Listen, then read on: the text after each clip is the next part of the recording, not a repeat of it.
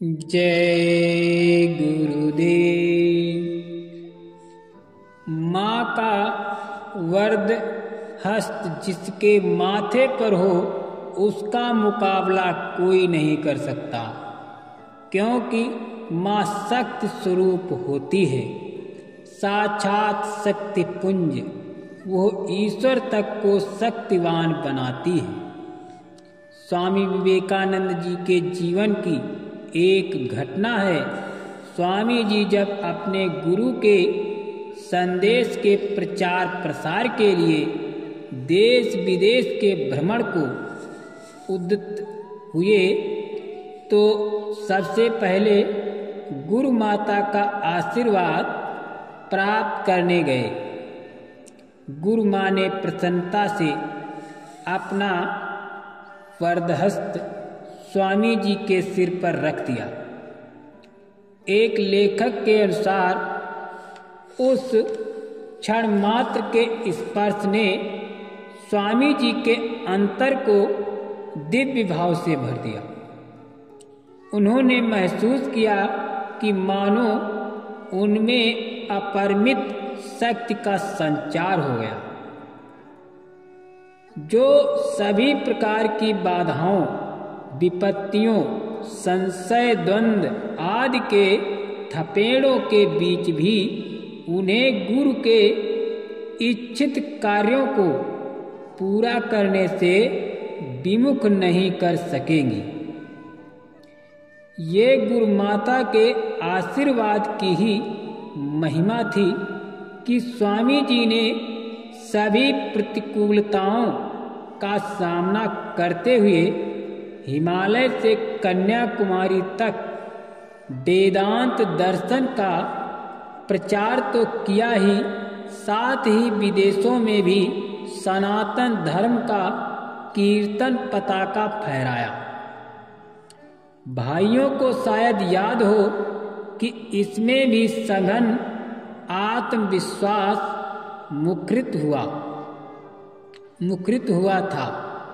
परम पूज्य पंडित जी महाराज, परम संत परमहंस पूज्य पंडित मिहिरलाल जी ने की वाणी में जब मंच से उन्होंने घोषणा की थी कि वे अपने गुरु महाराज का संदेश सिर्फ मनुष्य मात्र को ही नहीं बल्कि सृष्टि के समस्त जीवों, यहाँ तक कि पशु पक्षियों तथा वृक्ष लताओं को भी बताएंगे, इन शब्दों में परम पूज्य पंडित जी महाराज जी का पावन जिया भाव ही मुखरित हुआ। परम पूज्य जिया माँ उनके लिए सर्वेश्वरी, जग जननी एवं साक्षात गुरु ही थी। माँ का आशीर्वाद प्रेरणा सदा उनके साथ थी। कहते हैं कि माँ जिया अपना संदेश परम पूज्य पंडित जी के माध्यम से ही प्रसारित करती थी। गुरु माता की छत्र छाया में अवतरी महापुरुष परम पूज्य पंडित जी ने अपने संकल्प को भी पूरा किया। उन्होंने अपने प्रवचनों एवं लेखनी के माध्यम से आत्मज्ञान का संदेश वायुमंडल में ऐसा बिखेरा कि आज न केवल देश के कोने कोने में वरन विदेशों में भी ज्ञान पिपास बढ़ती ही जा रही है। परमात्मा की वात्सलता एवं ममता की सघन साकार प्रतिमूर्ति, करुणा की अनंत भंडार माँ जिया की महिमा का वह गुणगान कर सकने में समस्त शब्द समूह असक्षम है। पर अंतर स्वाकृता है कि उनकी ममता का रक्षा कवच हमेशा हर साधक को उपलब्ध है। माँ सत्य सनातन है, सृष्टि के आदि में भी थी, आज भी हैं और हमेशा रहेंगी। आवश्यकता सिर्फ पुकारने की है। आज तक संसार में जितने भी महापुरुष हुए हैं, ये सभी ने कहा है कि कोई भी ज्ञान, चाहे वो सांसारिक हो या आध्यात्मिक, बिना गुरु के किसी को प्राप्त नहीं हो सका। इसलिए गुरु का सहारा लो, उनकी प्रतिष्ठा करो। संसार में ऐसे मनुष्य जो हुए भी हैं जिन्होंने ईश्वर को नहीं माना, परंतु ऐसा कोई नहीं मिला होगा जिसने गुरु को ना माना हो। ऐसा देखा गया कि जिसने अपने गुरु की प्रतिष्ठा की है, संसार ने उसकी प्रतिष्ठा अवश्य की है। तुम वृक्षों को देखो, वो जीवन भर दूसरों का उपकार ही करते हैं, सबको छाया देते हैं, पुष्प देते हैं, फल देते हैं, अंत में लकड़ी दे के चले जाते हैं। ऐसे ही सज्जन पुरुष अपने जीवन में सबसे मीठा बोलकर सुख देते हैं, ज्ञान का उपदेश देते हैं, सबकी सेवा करते हैं और अंत में सबको आशीर्वाद देकर इस लोक से चले जाते हैं। यदि हमारे पड़ोसी को हमसे सुख नहीं मिला तो हमसे तो उसके पड़ोस का वो वृक्ष ही अच्छा था, जो उसे और कुछ नहीं तो अपनी छाया तो दे रहा था।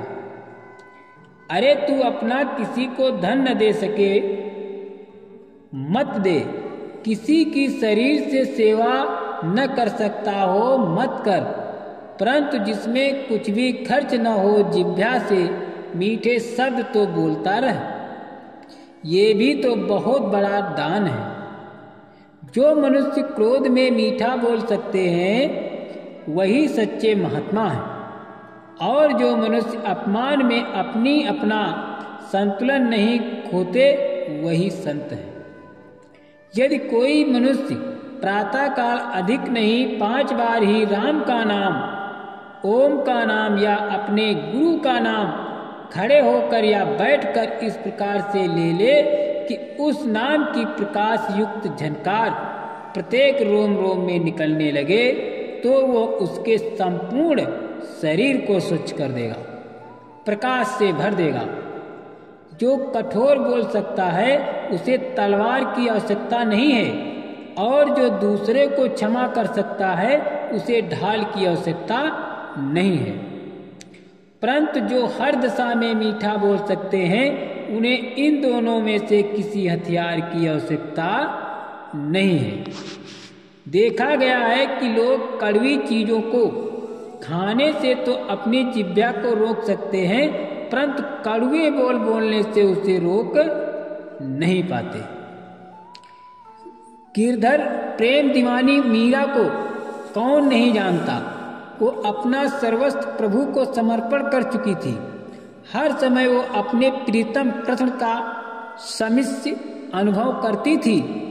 प्रभु के चरणों में अपना हृदय बिछाकर अलहड़ योगिनी मीरा पैरों में घुंघरू बांध और हाथ में करताल लेकर नाच उठी अपने प्यारे को रिझाने के लिए। गुरु कृपा से उसके जीवन में काव्य और मस्ती का अनुपम सम्मिश्रण हुआ।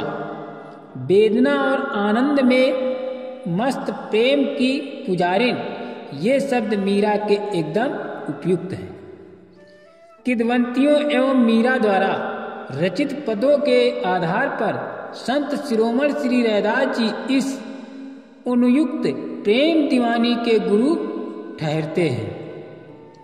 मीरा ने अब हृदय में अपने गुरु के प्रति अगाध श्रद्धा थी।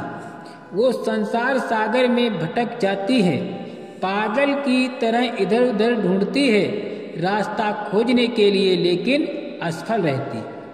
अंत में भगवत कृपा से उसे सद्गुरु मिले, जिन्होंने उसके अज्ञान तिमिर को हटाकर उसके कोने कोने को आलोकित कर दिया और उसे कृष्ण प्रेम की ओर उन्मुख किया।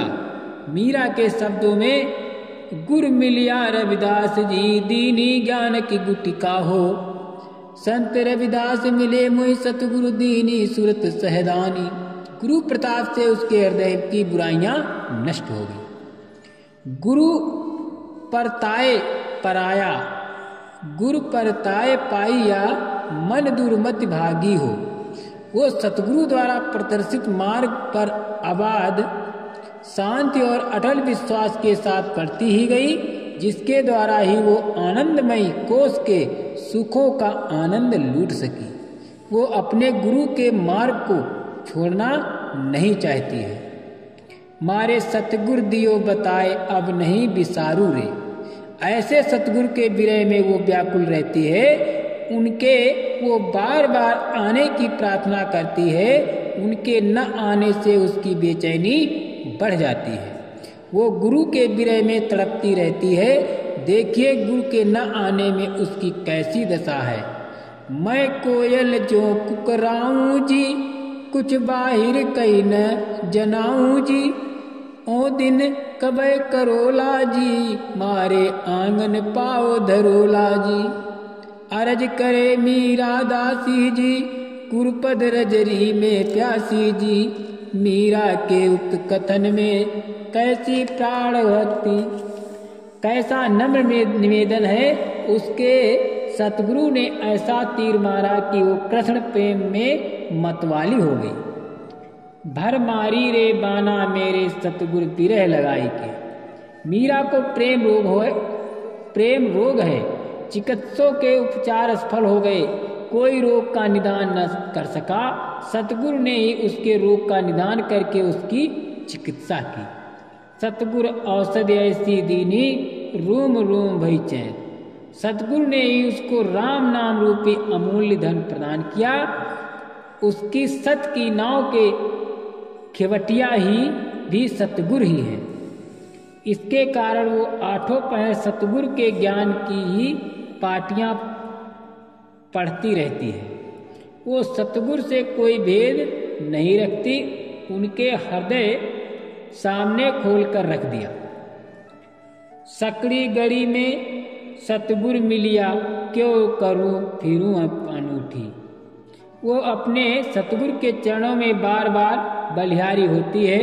गुरु ने उसको कृपा करके अपना लिया, अपना वरदस्त उसके सिर पर रख दिया। वो अपने शरीर रूपी वस्त्र को गुरु के ज्ञान में रंगती है। उसके गुरु ने उसको आत्म दर्शन भी करवा दिया। जय गुरुदेव।